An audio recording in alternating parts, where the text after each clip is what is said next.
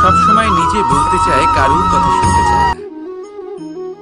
কিন্তু তার এই স্বভাব তাকে এক বিশাল বড় জ্ঞানের থেকে দূরে সরিয়ে রাখে, সামনের মানুষের ব্যক্তিত্বের জ্ঞানের থেকে দূরে।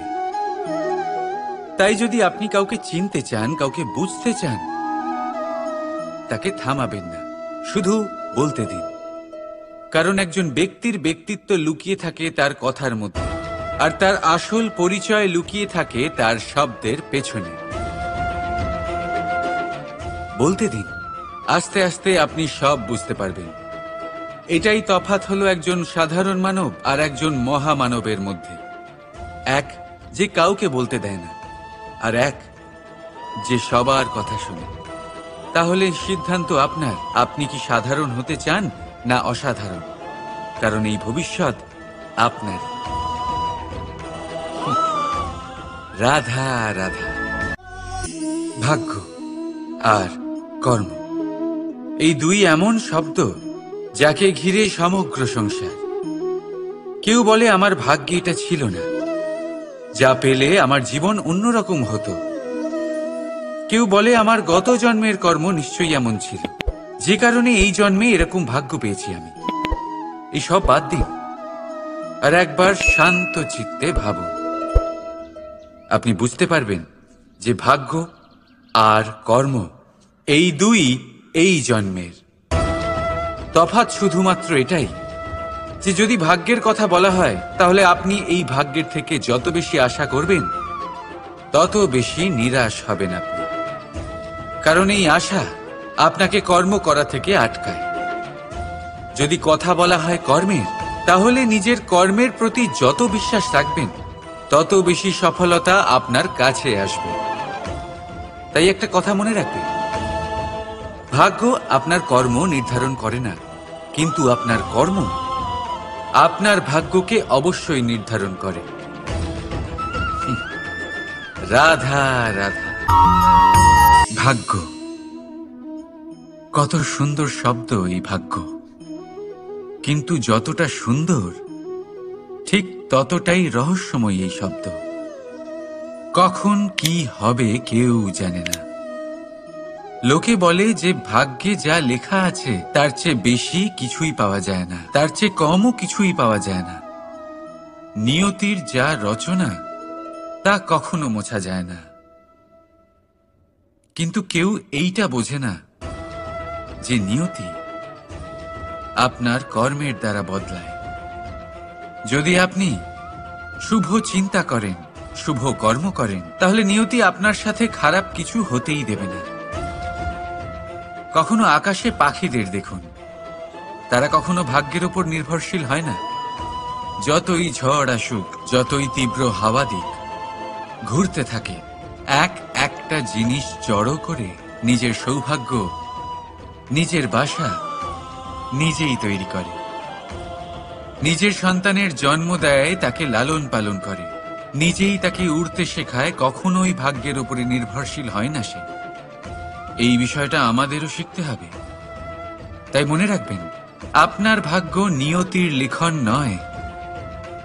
আপনার ভাগ্য তাই যেটা আপনি দিনের পর দিন আপনি নিজেই লেখেন। কিছু নিজে পরিশ্রম করে, কিছু নিজের ভাবনার জোরে। রাধা রাধা। প্রতীক্ষা, প্রয়াস, এই দুই জীবনের অভিন্ন অঙ্গ। দেখতে গেলে আমরা জীবনে কারোর না কারোর প্রতীক্ষা অবশ্যই করি। সে কোনো ব্যক্তি হোক বা সময় হোক বা কোনো ভাবনা, সবকিছুই হতে পারে। আর দেখতে গেলে সব সময় কেউ না কেউ কিছু প্রয়াসও করে চলেছে। যেমন সাফল্য আসার প্রতীক্ষা, বিফলতা যাতে না আসে তার জন্য প্রয়াস, সুখ আসার প্রতীক্ষা, দুঃখ যাতে না আসে তার জন্য প্রয়াস। এবার প্রতীক্ষা আর প্রয়াসের মধ্যে এক ঘনিষ্ঠ সম্পর্ক রয়েছে, আর তা হলো যিনি প্রতীক্ষা করেন তিনি ঠিক তাই পান যা একজন প্রয়াস করা ব্যক্তি পেছনে ফেলে আসে। তাই প্রতীক্ষা নয়, প্রয়াস করুন। এই প্রয়াসের মধ্যেই সুখের চাবিকাঠি রয়েছে। রাধা রাধা। মানুষ কর্ম করেন। আমি বারংবার বলি যে ফলের আশা করবেন না। তাও মানুষ কোথাও না কোথাও নিজের কর্মের বদলে কোনো না কোনো ফলের আশা অবশ্যই রাখেন। কখনো তিনি সফল হন, কখনো অসফল। সেই জন্যই আমি বলি যে ফলের আশা কখনো রাখবেন না, কারণ সাফল্য বা অসফলতা মনের মধ্যে রাখলে কখনো কোনো লাভ হয় না।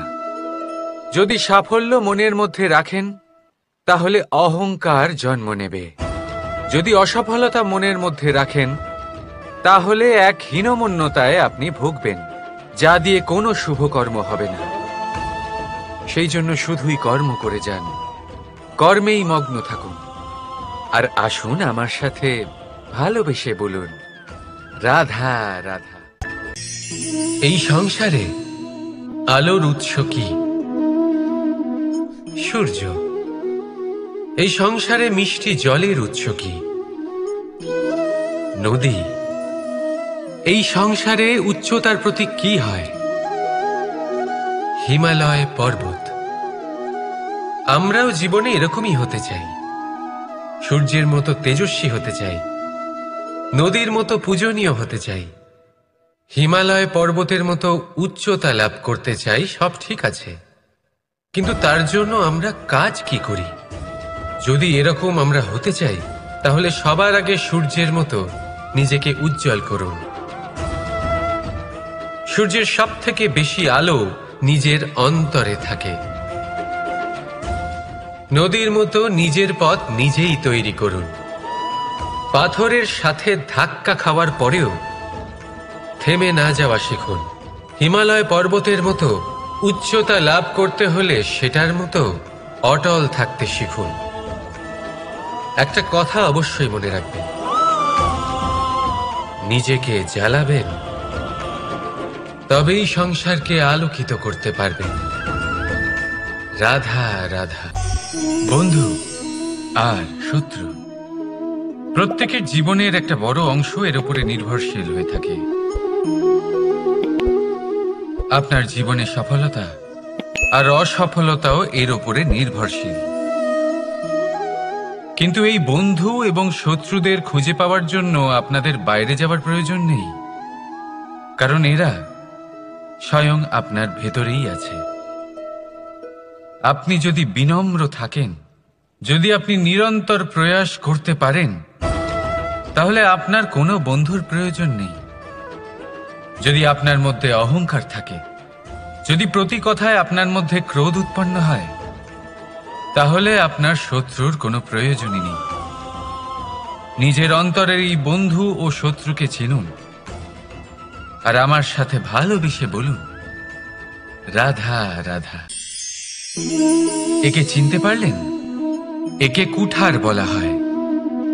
আপনারা জীবনে কোথাও না কোথাও কোনো না কোনো রূপে এটা দেখেই থাকবেন। একটা ব্যাপার নিশ্চিত, এই কুঠার ছাড়া কোনো বৃক্ষকে কাটতে পারা সরল নয়। এবার আপনি কখনো এটা ভেবেছেন, এই কুঠার এর এই অংশ, এর মুখটাই যদি না থাকে তাহলে কি হবে? এ শুধুমাত্র কোনো বৃক্ষই নয়, তার কোনো ডালও কাটতে সক্ষম হবে না। এবারে ভাবুন, এই শুকনো কাঠের হাতল এ আমরা কোত্থেকে পেলাম? কোনো এক বৃক্ষ থেকেই।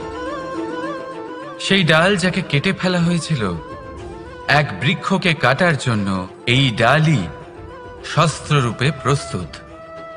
আমাদের জীবনে আমাদের প্রিয়জন, আমাদের আপনজন যখন সময় কখনো কখনো তাদের সঙ্গ না দেয়, যদি তারা দৈন্য দশায় থাকেন, তাহলে তাদের সঙ্গ কখনো ছাড়বেন না।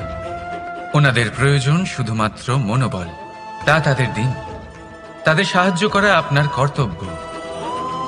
হয়তো তাদের সাথে থেকে আপনার কোনো লাভ হবে না, কিন্তু তাদের দূরে থাকাতে আপনার ক্ষতি অবশ্যই হতে পারে। সর্বদা সাহায্য করুন। সঠিক সময় আসলে তা আপনার সহায়ক অবশ্যই হবে। রাধা রাধা। আমাদের মধ্যে বেশিরভাগ মানুষেরই এই অভিযোগ থাকে যে মানুষ তখনই আমাদের স্মরণ করেন যখন সেই সময় আসে যখন আমাদেরকে প্রয়োজন হয়, যখন কোনো কাজ থাকে। যখনই এই সময় পেরিয়ে যায়, তাদের কার্যসিদ্ধি হয়ে যায়, তারা আমাদের থেকে দূরে চলে যান, ভুলে যান আমাদের। এবার এই বিষয়ে ভেবে খারাপ অবশ্যই লাগে। এই পরিস্থিতিকেই অন্য এক দৃষ্টিভঙ্গি দিয়ে দেখার চেষ্টা করুন। মনে রাখবেন, মানুষ প্রদীপের সন্ধান তখনই করেন যখন তার জীবনে অন্ধকার থাকে। আপনি প্রসন্ন হয়ে উঠুন, কারণ আপনার কাছে সেই সুযোগ আছে যে কারোর জীবনে প্রকাশের কিরণ আনতে পারছেন, কাউকে সঠিক পথ দেখাতে পারছেন, কারোর সহযোগিতা করতে পারছেন, এই পুণ্য অর্জন করতে পারছেন। কারোর থেকে কোনো আশা রাখার দরকার নেই। যার আপনাকে যতটা প্রয়োজন তাকে ততটাই সাহায্য করুন, ততটাই সবাইকে প্রেম বিতরণ করুন। আর এই প্রেমের ভাব নিয়েই আমার সাথে বলুন, রাধা রাধা। এটা সেই নৌকার প্রতিরূপ যা আমাদের নদী পার করায়। এবার বিষয়টা একটু ভেবে দেখুন। সেই বিশাল নৌকা যা আমাদের নদী পার করায়, সেটার নির্মাণ নদীতে নয়, ডাঙায় হয়। আর যদি আমরা এটাকে নদী অবধি পৌঁছতে চাই, তাহলে আমাদের দরকার পড়ে কোনো গরুর গাড়ির অথবা ঘোড়ার গাড়ির। তার সাহায্যে একে বহন করা হয়। এবার পথে যদি কোনো জলধারা আসে, কোনো নদী আসে, আর সেটাকে পার করতে হয়, তাহলে তখন সেই নৌকার ওপরে গাড়ি রাখা হয়, তারপর তাকে পার করা হয়। অর্থাৎ এই যাত্রা দুজনের সংযোগ ছাড়া সম্পূর্ণ হতেই পারবে না। সেই জন্যই এই প্রবাদ আছে, কখনো নৌকা তো কখনো গাড়ি। আমাদের সম্পর্কের মধ্যে অতি আবশ্যক, আমাদের সম্পর্কের মধ্যে অত্যন্ত গুরুত্বপূর্ণ হল সংযোগ। সবসময় একসাথে চলা, সংযোগ স্থাপন করা। সবসময় সুখী থাকবেন।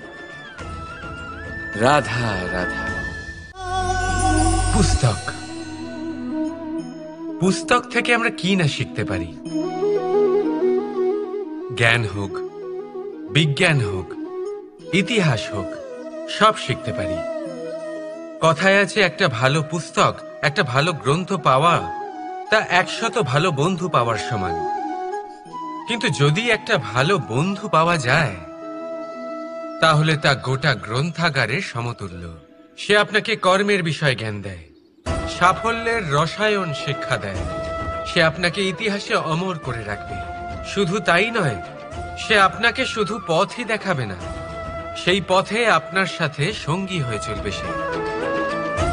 সেই জন্য জীবনে যদি কোনো ভালো বন্ধুকে পাশে পান, তাহলে তাকে আপন করে রাখবেন, তাকে সামলে রাখবেন। জীবন সহজ হয়ে যাবে। রাধা রাধা। বর্ষা ঋতু শুরু হলেই পাখিদের মধ্যে চাঞ্চল্য বেড়ে যায়। আর সেটা হবে নাই বা কেন? বাসা ভেঙে যায়, বৃক্ষ ভেঙে পড়ে। প্রত্যেক পাখি তার থাকার জন্য একটা নতুন জায়গার, একটা ছায়ার, একটা ছাদের খোঁজে থাকে। শুধু একটা পাখি এসব কিছুই করে না। না তো তার এসব সমস্যা নিয়ে কোনো চিন্তা থাকে, না কোনো দরকার পড়ে। আর সেই পাখি হলো বাজ। সেই সব সমস্ত ছোটখাটো সমস্যার থেকে অনেক দূরে ওপরে উড়ে বেড়ায়, মেঘের থেকেও অনেক উঁচুতে। তাই এই সব ছোটখাটো সমস্যা যা আপনার জীবনে এসে থাকে, এই সব নিজের চারপাশকে ঘিরতে দেবেন না। নিজের চিন্তা ভাবনাকে অনেক উঁচুতে রাখুন। আপনার সমস্ত সমস্যা নিজে থেকেই নিচে চলে আসবে। রাধা রাধা। কোনো ব্যক্তির ব্যক্তিত্ব কিভাবে তৈরি হয়? আপনার কি মনে হয় যে ব্যক্তি জন্ম থেকে তার স্বভাব নিয়ে জন্মায়? নাকি আপনার মনে হয় যে এই প্রকৃতি ব্যক্তির জন্য তার নিয়তি রচনা করে? না, এরকম একেবারেই হয় না। আমি আপনাকে বোঝাচ্ছি। যখনই বৃষ্টি পড়ে কোনো বিন্দুর দিকে দেখবেন। এবার এই বিন্দু যেখানে পড়ছে তার উপরে নির্ভর করছে তারপর কি হবে। যদি এই বিন্দু পড়ে কোনো ক্ষেতের ওপরে, তাহলে কোনো নতুন ফসলের জন্ম দেবে। যদি সে গরম কড়াইতে পড়ে, তাহলে বাষ্পীত হবে। যদি সে কোনো সাপের মুখের ভেতরে পড়ে, তাহলে বিষ তৈরি হবে। ঝিনুকের ভেতরে পড়লে মুক্তো তৈরি হবে। যদি কোনো পাতার ওপরে পড়ে তাহলে শিশির তৈরি হবে, একই বিন্দু, কিন্তু তার সঙ্গত তার ভবিষ্যৎ এবং ব্যক্তিত্ব নির্ধারণ করবে। এবার এটা তো শুধুমাত্র এক বিন্দু, তার কাজ হলো শুধুমাত্র পড়া, কোথায় সেটা সেও নির্ধারণ করতে পারে না। কিন্তু আপনি হলেন মানুষ, আপনি বাছাই করতে পারবেন যে আপনার সঙ্গী কারা হবে, কাদের সাথে আপনি মেলামেশা করে বড় হবেন।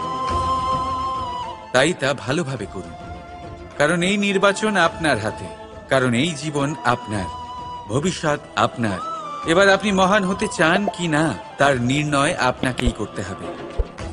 আসুন আমার সাথে ভালোবেসে বলুন, রাধা রাধা। সূর্যের তাপ এতটাই প্রখর হয়, তা সমস্ত বনস্পতিকে শুষ্ক করে দেয়। পুকুর হোক, নদী হোক, সরোবর হোক, সমস্ত শুষ্ক হয়ে যায়। কিন্তু আপনি কখনো শুনেছেন সূর্যের তাপে সমুদ্র শুকিয়ে গেছে?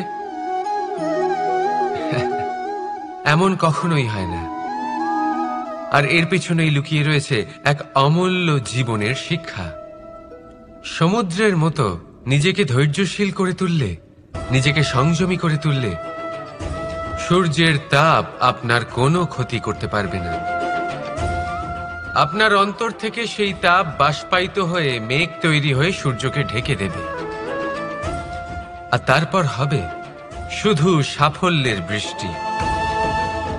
তাহলে আসুন আর আমার সাথে ধৈর্যের সাথে বলুন, রাধা রাধা। মানুষ অসুস্থ কেন হন? শারীরিক দুর্বলতার কারণে?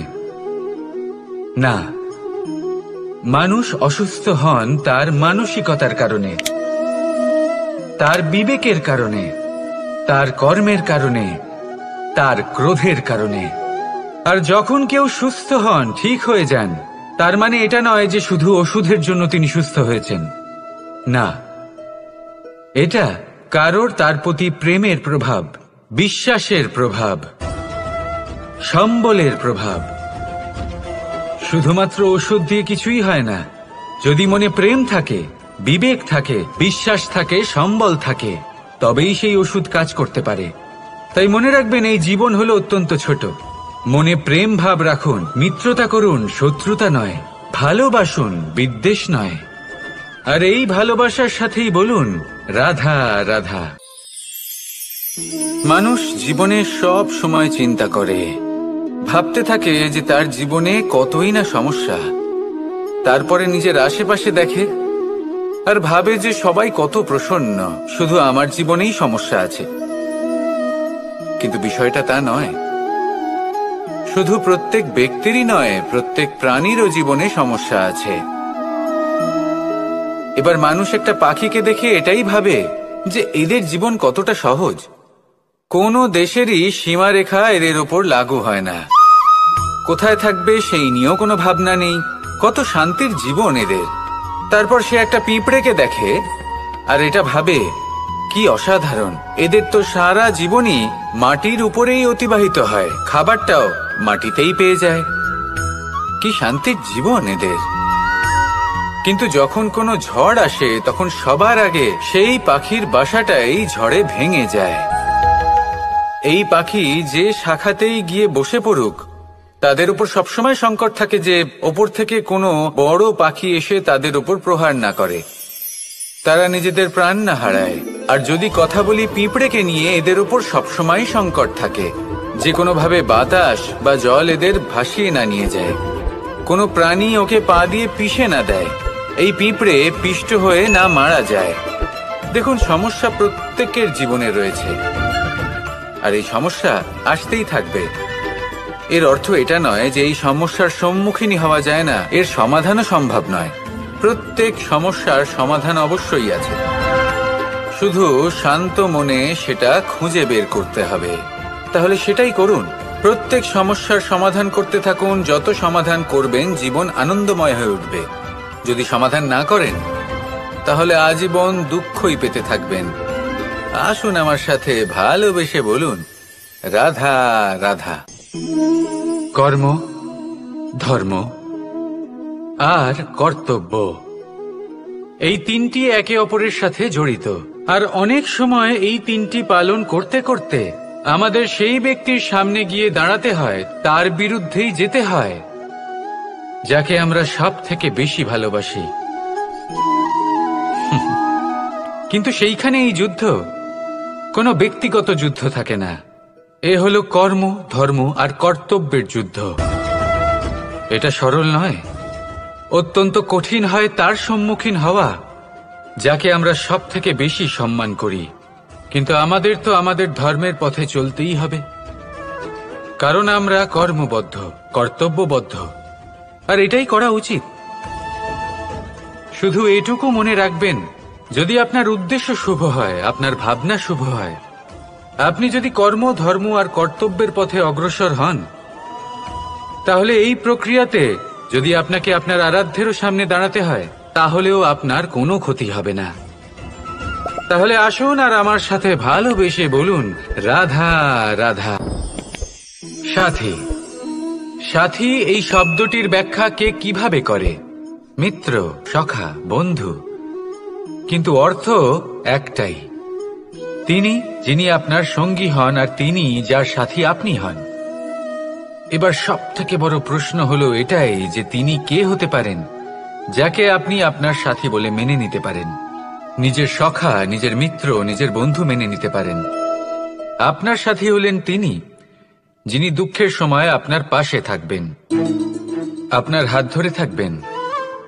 আপনার সাথী হলেন তিনি যার হাত আপনি নিজের সুখের দিনে ধরে থাকবেন।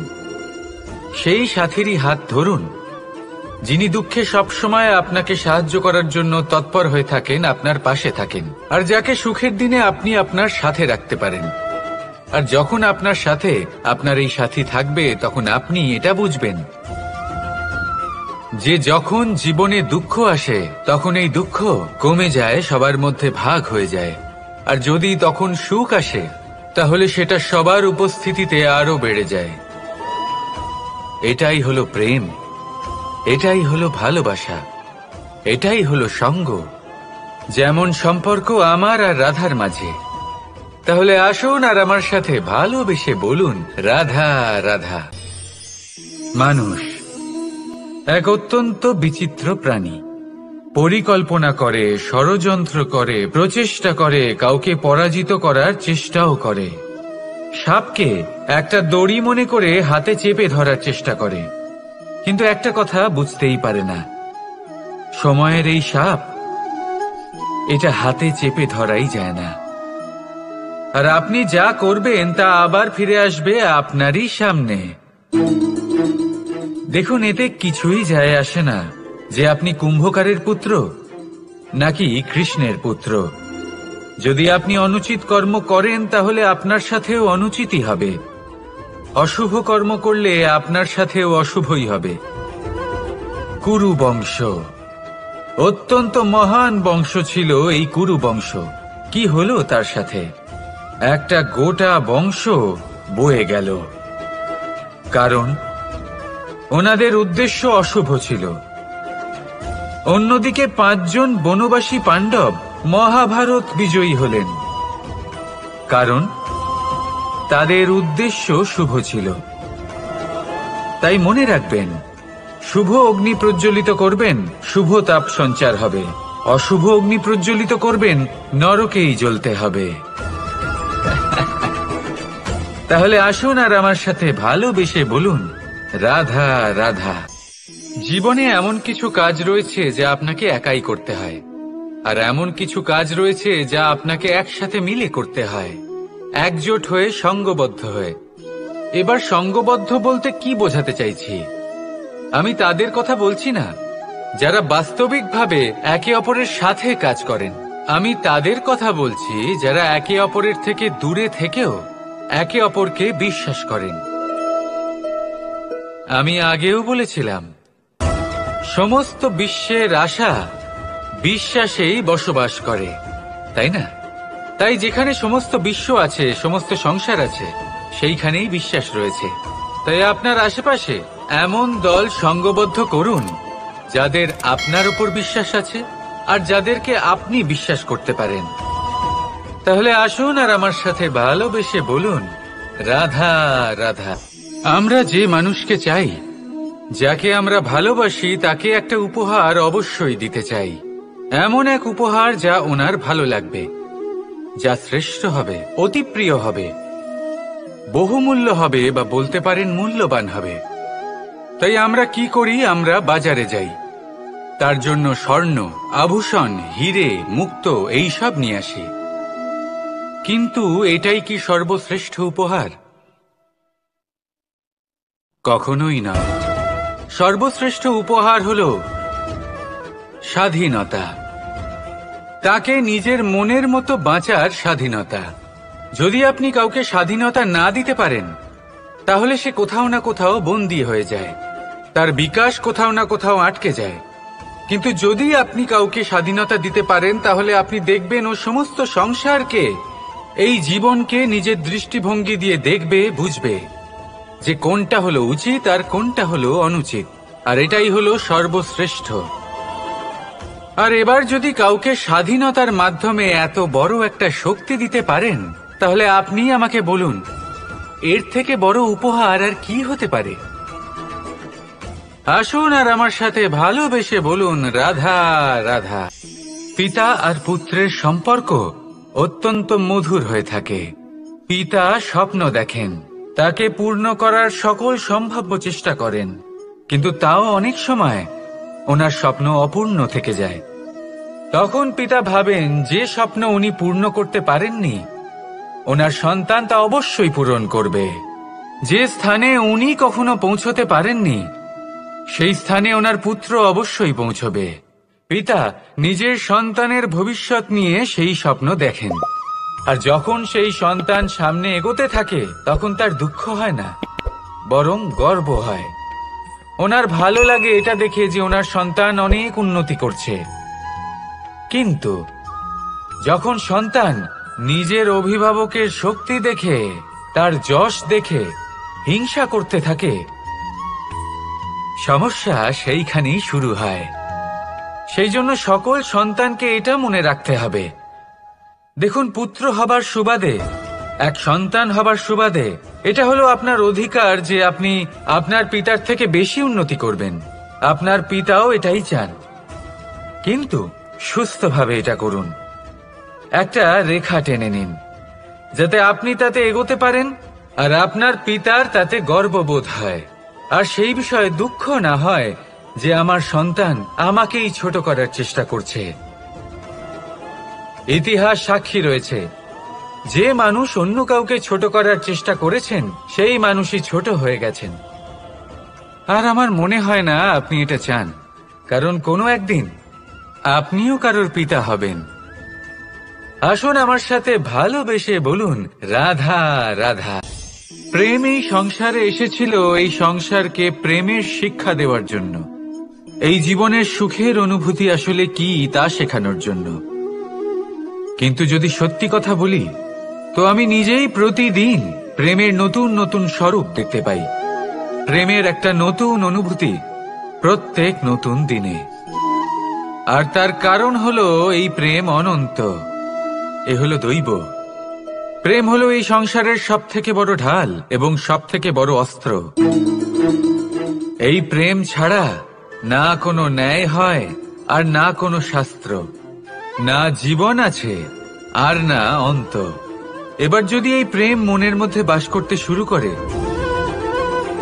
তাহলে কখনো কোনো সমস্যাই হবে না, আর যদি হয়েও থাকে, তাহলে তা স্থায়ী হবে না। এই প্রেম কি না করতে পারে? এই প্রেম সমস্ত সমস্যা মিটিয়ে ফেলতে পারে, আপনার মনের মধ্যে অহংকারকেও বিনাশ করে দিতে পারে, আপনাকে সাক্ষাৎ ঈশ্বরের সাথে দেখা করাতে পারে। তাই প্রেমের দ্বারা প্রয়াস করতে থাকুন, এই সংসারের প্রত্যেক মানুষকে, প্রত্যেক বস্তুকে, প্রত্যেক জীব জন্তুকে ভালোবাসবেন। আর এই প্রেমের দ্বারাই বলুন, রাধা রাধা। ভাগ্য, কত সুন্দর শব্দ এই ভাগ্য। কিন্তু যতটা সুন্দর, ঠিক ততটাই রহস্যময় এই শব্দ। কখন কি হবে কেউ জানে না। লোকে বলে যে ভাগ্যে যা লেখা আছে তার চেয়ে বেশি কিছুই পাওয়া যায় না, তার চেয়ে কমও কিছুই পাওয়া যায় না। নিয়তির যা রচনা তা কখনো মোছা যায় না। কিন্তু কেউ এইটা বোঝে না যে নিয়তি আপনার কর্মের দ্বারা বদলায়। যদি আপনি শুভ চিন্তা করেন, শুভ কর্ম করেন, তাহলে নিয়তি আপনার সাথে খারাপ কিছু হতেই দেবে না। কখনো আকাশে পাখিদের দেখুন, তারা কখনো ভাগ্যের উপর নির্ভরশীল হয় না। যতই ঝড় আসুক, যতই তীব্র হাওয়া দিক, ঘুরতে থাকে, একটা জিনিস জড়ো করে নিজের সৌভাগ্য, নিজের বাসা নিজেই তৈরি করে। নিজের সন্তানের জন্ম দেয়, তাকে লালন পালন করে, নিজেই তাকে উড়তে শেখায়, কখনোই ভাগ্যের উপরে নির্ভরশীল হয় না সে। এই বিষয়টা আমাদেরও শিখতে হবে। তাই মনে রাখবেন, আপনার ভাগ্য নিয়তির লিখন নয়। আপনার ভাগ্য তাই যেটা আপনি দিনের পর দিন আপনি নিজেই লেখেন। কিছু নিজে পরিশ্রম করে, কিছু নিজের ভাবনার জোরে।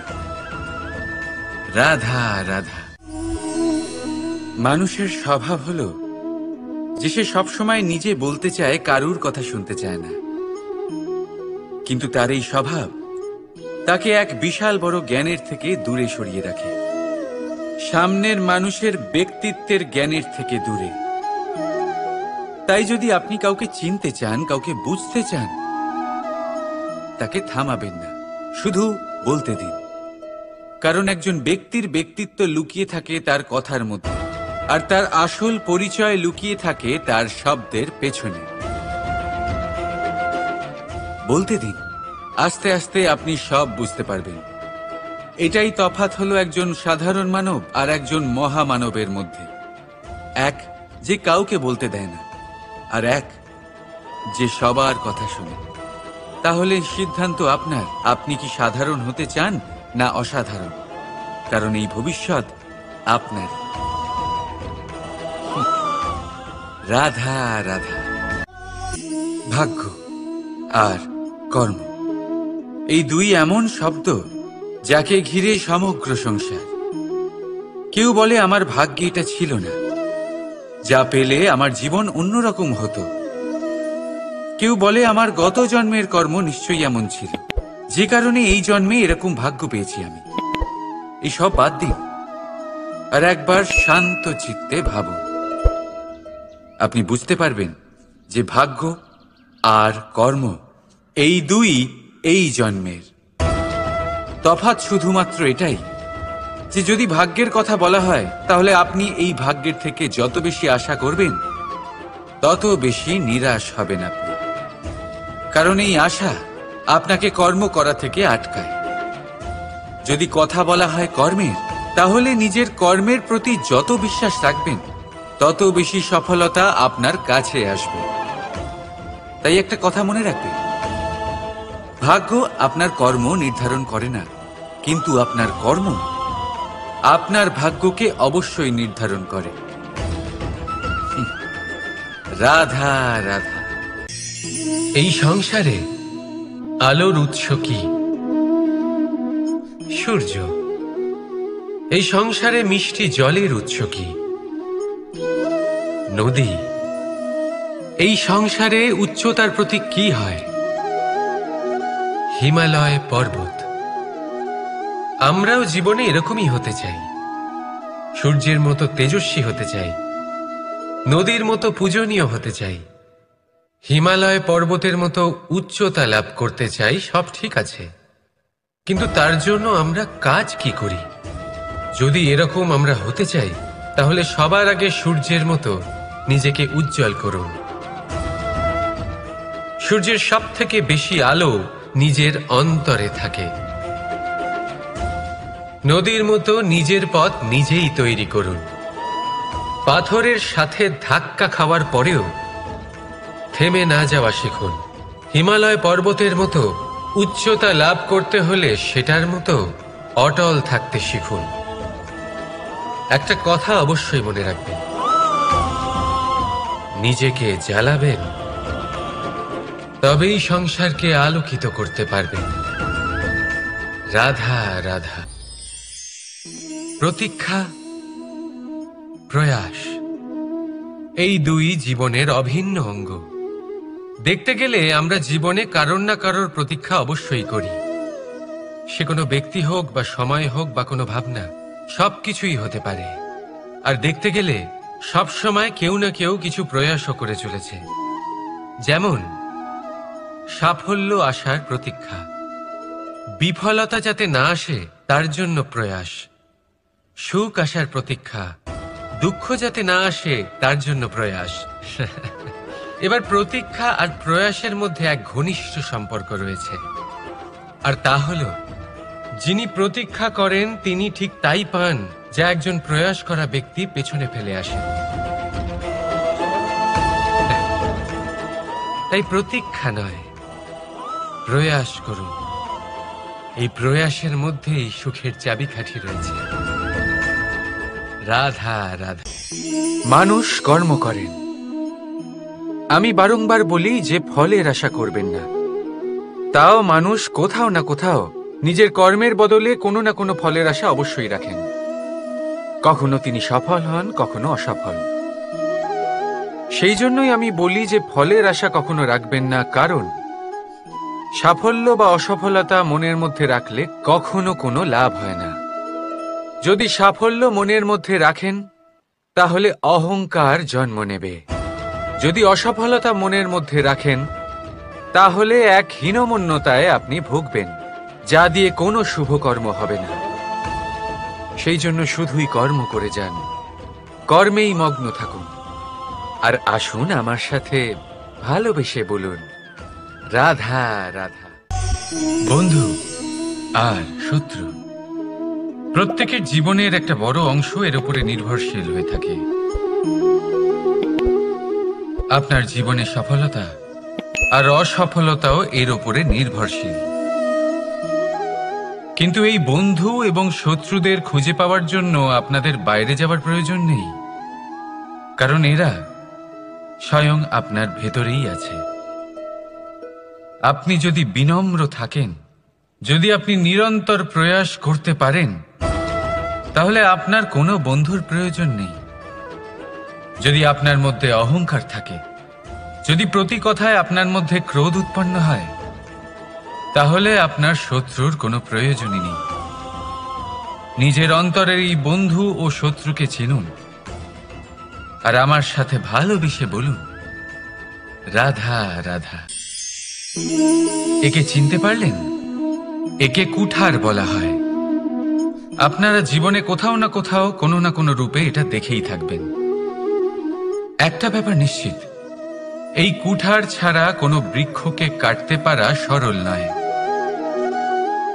এবার আপনি কখনো এটা ভেবেছেন, এই কুঠার, এর এই অংশ, এর মুখটাই যদি না থাকে তাহলে কি হবে? এ শুধুমাত্র কোনো বৃক্ষই নয়, তার কোনো ডালও কাটতে সক্ষম হবে না।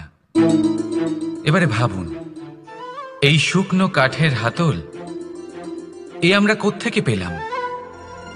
কোনো এক বৃক্ষ থেকেই। সেই ডাল যাকে কেটে ফেলা হয়েছিল এক বৃক্ষকে কাটার জন্য, এই ডালই শস্ত্ররূপে প্রস্তুত। আমাদের জীবনে আমাদের প্রিয়জন, আমাদের আপনজন যখন সময় কখনো কখনো তাদের সঙ্গ না দেয়, যদি তারা দৈন্য দশায় থাকেন, তাহলে তাদের সঙ্গ কখনো ছাড়বেন না।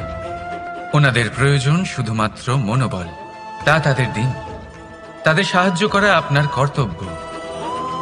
হয়তো তাদের সাথে থেকে আপনার কোনো লাভ হবে না, কিন্তু তাদের দূরে থাকাতে আপনার ক্ষতি অবশ্যই হতে পারে।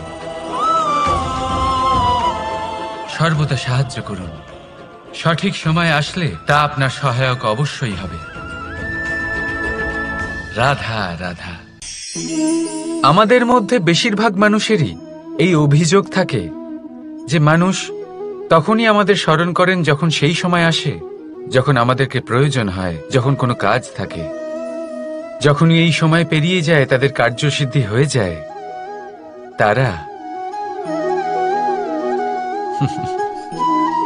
আমাদের থেকে দূরে চলে যান, ভুলে যান আমাদের। এবার এই বিষয়ে ভেবে খারাপ অবশ্যই লাগে। এই পরিস্থিতিকেই অন্য এক দৃষ্টিভঙ্গি দিয়ে দেখার চেষ্টা করুন। মনে রাখবেন, মানুষ প্রদীপের সন্ধান তখনই করেন যখন তার জীবনে অন্ধকার থাকে।